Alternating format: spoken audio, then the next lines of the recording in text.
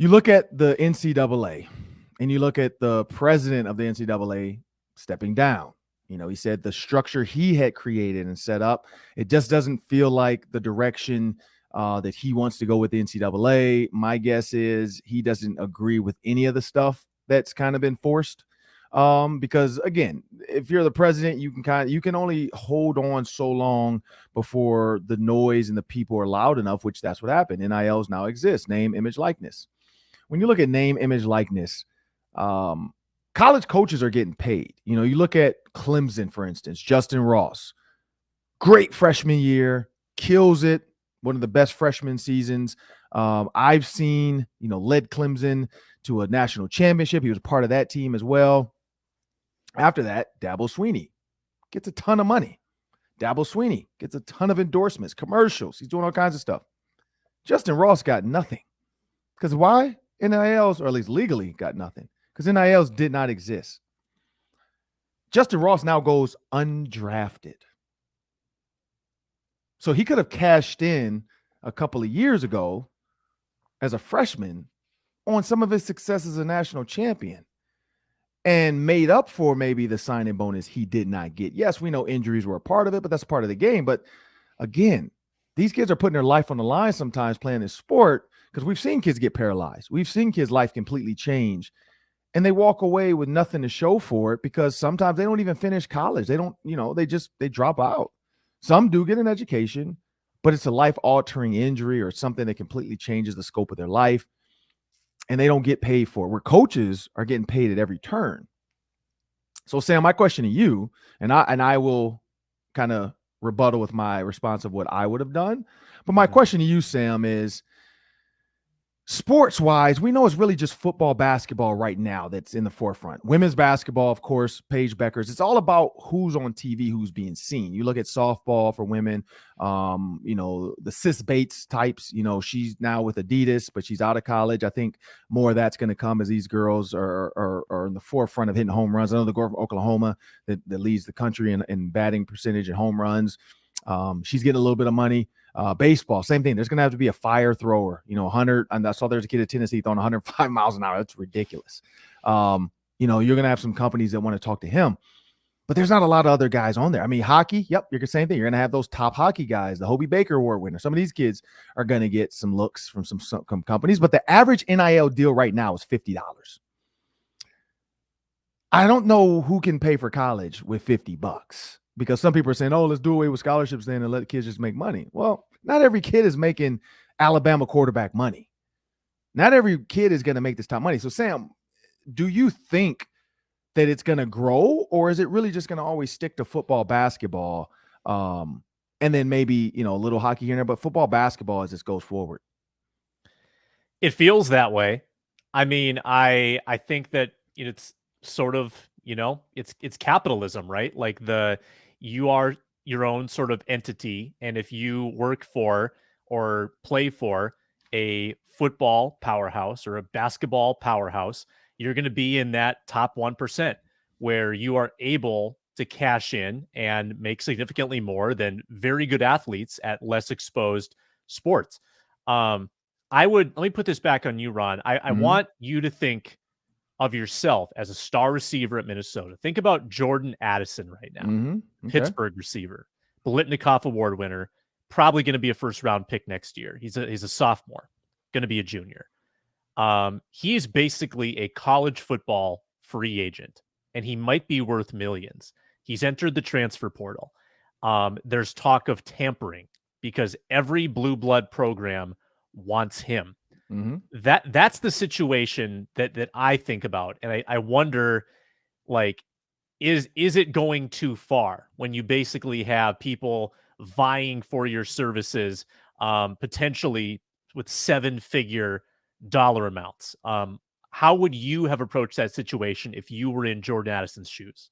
Well, first of all, so Jordan Addison, you look at his freshman year, the numbers are scary for the simple fact of 666.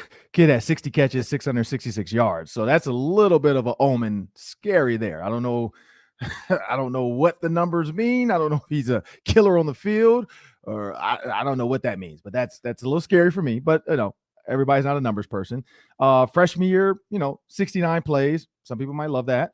4 TDs though. So you look at the 4 TDs, 69 runs or plays from scrimmage, 724 yards total. So 724 total of his 69 plays and 4 touchdowns. Then you turn around in his sophomore year, as you alluded to, top receiver in the country, 18 touchdowns. 18 touchdowns. That's a ridiculous jump. That's over 400% growth if you think about where he's come and gone. You look at 100 catches. You look at 1,500 yards. 17 TDs in the air. 18 total. So this kid here at 100 catches, 1,500 yards. Now, this is the thing first. If the NIL did not exist, but the transfer portal did, I honestly believe this kid probably still would have hit the market. Why? Because Kenny Pickett left. And a lot of guys, you look at Clemson, look at Justin Ross, and maybe this is where he's getting this from. Justin Ross stayed after, Trevor Lawrence left. Had a great year with Trevor Lawrence. Trevor Lawrence leaves, subpar. Now, injury is part of it. But maybe that changed where people didn't see him as a T. Higgins. Because everybody assumed, 6'4", long, not fast, but good. It was like T. Higgins light. That's the thought. That's the thought I had, at least. Well, now, no Trevor Lawrence. Justin Ross is not the big name everybody thought. Clemson's not in the playoff like they had been. So maybe that's where Addison is kind of going, like, man, my quarterback's gone. I need to go somewhere where there's a top quarterback. What are some of these schools that have top quarterbacks? Well, USC is going to have one. That seems like there's a lot of money in LA. USC just had one of the top receivers in the draft.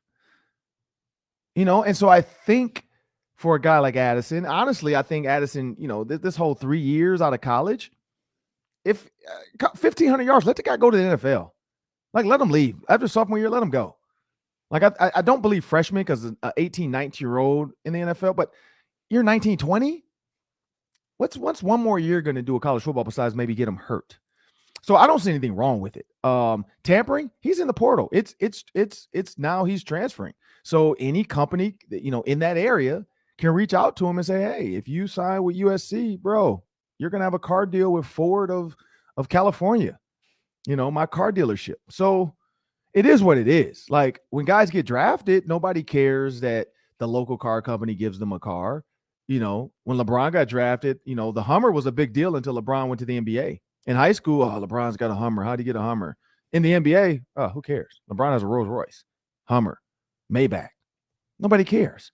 And so when you look at the amount of money Kenny Pickett and this kid bought to the school this past year, marketing, jerseys, all that stuff, I think players should be allowed to cash in. Like, that's just me. If it was me, I'm in there. I'm transferring, especially like looking at my situation, losing quarterbacks, possibly losing my coach. Like, Glenn Mason almost went to Ohio State. I decided to come back for my senior year. Bad choice. I ended up getting hurt because he made me play spring ball. Now I see why Chris Hartman-Bell didn't play spring ball. It's no value, especially for me as a senior, knowing I'm going to be in the NFL. I could have left early, and I'm going to be a draft pick, and I'm going to be the starter. Like, there's nobody that's going to take my spot. I shouldn't have done spring ball. I ended up hurting my knee. So when I went to the draft process, everybody's checking my knee. Year before, they're like, oh man, you're a top 5, top 6 receiver. Next year, I was still top 10. I was like ninth receiver taken, but everybody's at the combine checking my knee. I had to go to doctor's appointments. I had to go meet with trainers. Everybody, how's the knee? You didn't have surgery. You sprained your MCL. You had a partial tear in your MCL, your PCL. All this stuff happened to my knee in spring ball. And not even playing. It was one-on-ones. An idiot freshman tackled me after I beat him for a touchdown in one-on-freaking-ones. So there's so much that goes on in football. It's a grown man's game. You can get hurt at any time. Cash in, young fella. I'm all for it.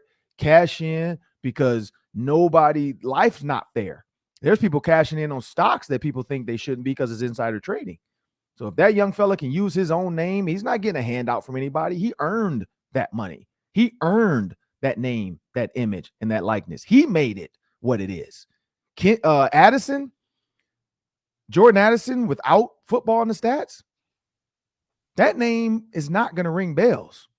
Now, 1,500 yards, 1,600 yards, His name rings bells.